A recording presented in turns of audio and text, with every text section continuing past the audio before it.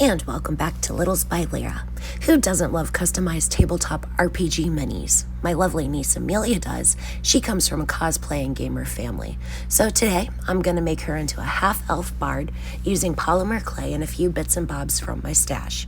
Her base will measure 1 inch, so this is a perfect tutorial for you, in my humble opinion, if you're looking to make your own customized miniatures for your tabletop RPG adventures. So let's begin. I started by taking 2 small balls of brown clay that were just slightly larger than the tip of my dotting tool. These will be the eyes. To prevent squishing them when I put them into the head, I pre-bake them for 5 minutes. Pre-baking doesn't quite cook them all the way, but enough to make them firm. Next, I took a 1-inch washer and began forming a flattened teardrop shape on top of the washer. This will be the body. Go nuts here with your color choices. Polymer clay has all the colors. I think bards would be super colorful in real life to draw attention to their mad performing skills, so I picked teal, blue, purple, and pink. I placed the clay on the washer and began forming it to the washer's dimensions. At this point, I should have used some TLS, also known as translucent liquid Sculpey, to adhere the clay to the washer. But since the washer is old and pitted, I'm hoping it'll stay attached to the mini. Do as I say, not as I do. Just use the TLS. When making miniatures, remember to give as much detail as possible. Even super simply shaped figs like these go up a few notches on the coolness scale when you add details. Here I'm using thin snakes of pink clay to make a decorative trim. I used a needle tool to make some creases in the body as a guide so I know where I want to place it. Since Amelia the Bard will be wearing a cape, I cut the pink trim off of the back since it will be covered anyway. This will save on clay and make a smoother canvas to work on later. For this figurine, I just chose to use some pink trim around the neck and across the waist. Next, using blue clay, I rolled out 2 small balls, then elongated one end to make almost a teardrop shape. I cut the pointed ends off and rolled the long pieces to give them some separation between the rounded part and the elongated part. These will be mutton-style sleeves. I used the needle tool again to make a line of demarcation between the poofy part and the long part and filled that in with a little more pink clay. Then, I used the needle tool to make little lines to simulate pleats in the top part. Since the clay is still unbaked or raw, I gently press the arms onto the body to adhere. Once the arms are on, it's time for the cape. I used a small ball of purple and I rolled it out flat. Then I cut the flattened clay into a rectangular shape and placed it onto the back of the figurine. I made sure to smooth out the raw clay to prevent any air bubbles from forming during the baking process and cut the overhang off with a blade. Be careful when doing this. The blade doesn't need much pressure to cut through the clay, and I would really hate if you cut yourself. Then, I used the needle tool to press some pleats and creases into the cape to make it look like real fabric. After that, I rolled a super thin snake of purple and made ties for the cape. Details, details, and more details. Here I took a little ball of tan clay and placed it in between the ends of the arms. These are her hands. Using the needle tool, I made a line in the clay between the hands, so when I affix the harp later, there will be a recess in the clay to provide more contact surface for the clay to adhere to. I used some more tan clay to make 2 very tiny balls of clay. I rolled them into teardrop shapes and used my dotting tool to make little indentations in the bottom of the teardrop. These will be Amelia the Bard's half-elf ears. Next, take an eye pin and using some pliers, make an eye on the other end of the eye pin. This will give the added support to keep the head and the body attached to each other because 1, it's a unifying piece between top and bottom, and 2, the eyes of the pin give the clay something to hold on to inside the mini. Once you have both eyes formed on the pin, just slide the pin down into the base of the mini. Make sure the pin is long enough to extend over the shoulders. Next, we come to the head. Take a ball of whatever flesh tone you like that is a little bigger than what you used for the body. I used tan for the hands, so I'm using tan for the head.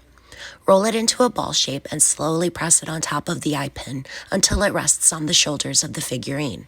You want to go slowly here so that you don't deform the head. Using the dotting tool, make 2 indentions where you'd like your eye placement. Make them as close or as far apart as you like. This is your creation. Then take those tiny balls of clay that you pre-baked and carefully press them into the eye sockets.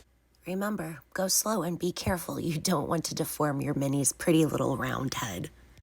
Amelia the Bard has honey blonde hair, just like Amelia the niece does in real life. I only had bright yellow clay, so I mixed a bit of brown clay to deepen the color. Then I started rolling out a whole heap of yellow snakes, about 1.5 inches long. I placed them side by side and trimmed the ends so that they were all the same length, and then I put them onto the head, making sure there were no gaps in between the tendrils of hair.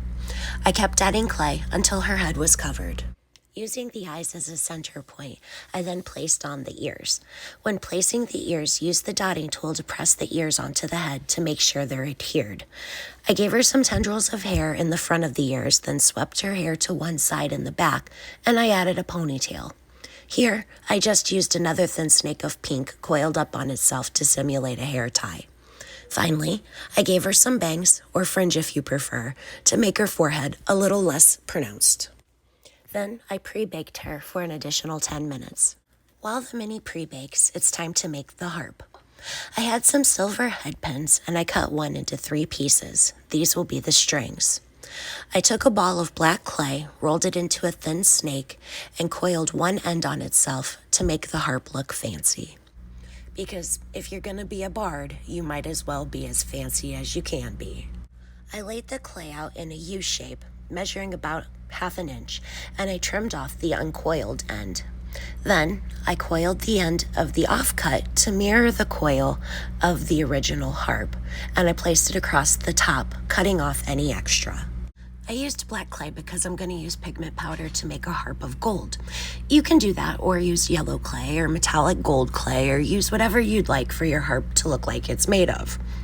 Place your pieces of cut wire onto the harp, spacing them equally, and now the strings are in place.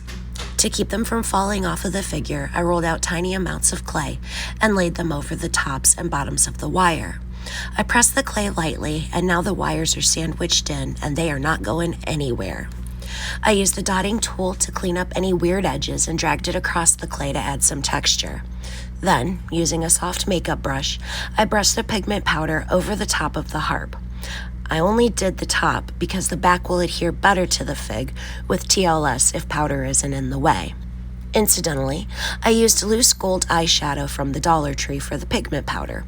I think it looks like the more expensive powders you can get at the craft store, and it's like 1/7 of the price. Also, I wanted to gem it up a bit, so I added some nail art acrylic jewels to the top of the harp, making sure to press them into the clay deep enough that the clay holds them in place. TLS would also be good to use here.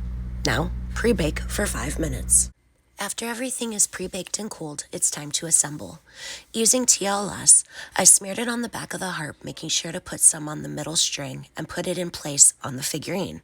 I noticed that there were more contact points on the sides, so I pulled it off and I added TLS there too, to make sure that the harp would stay attached.